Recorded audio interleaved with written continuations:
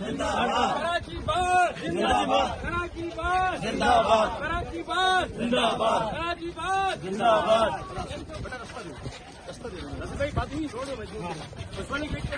इन्होंने एक वीडियो बनाई थी, उस वीडियो में बुकला के खिलाफ इसने नाजेबा अल्फाज और इसने कहा था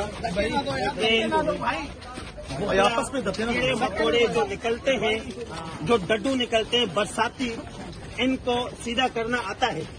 कहने की बात ये जो मुकदमा दर्ज करवाया गया था कोर्ट के ऑर्डर पे हुआ था, उसके बाद नमाज की बेहुरमती का मुकदमा था, ना कोई पर्सनली किसी वकील के साथ आज वाला जो मामला है ये जो वकीलों ने मिसबिहेव किया है, वकीलों के बारे में बोला है, उस बुनियाद पर हमने किया है। और हम इसको जो कराची के हमने मेहमान नवाजी के साथ किया, हमारा भाई है, लेकिन वकील कोई भी वकील हो चाहे कराची वकील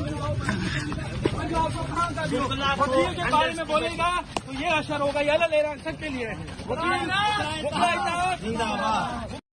नाज़रीन, मरूफ यूट्यूबर रजब भट्ट को कौन नहीं जानता।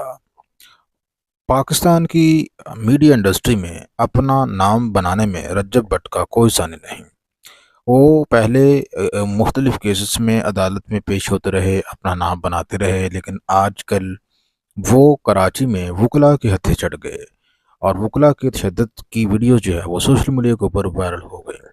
इसमें देखा जा सकता है कि जो रजब भट्ट हैं, जब ये कराची में अपने वकील के हमरा अदालत में पेश हुए तो इसी दौरान वकला की एक ग्रुप ने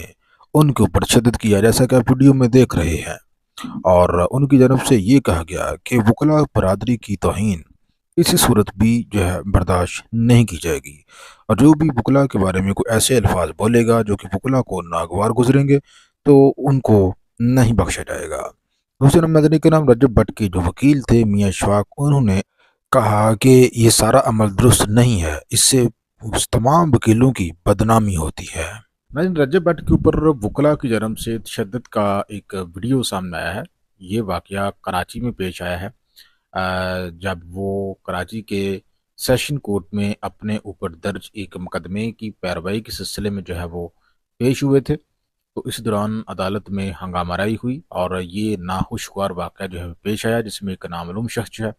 उनके ऊपर तशद्दुद करता हुआ जो है वो नज़र आ रहा है वीडियो के अंदर। और एक और वीडियो हमारे सामने जिसमें देखा जा सकता है कि जो रजब भट्ट हैं वो फटी हुई कमीज़ के साथ वकला के हजूम के अंदर हैं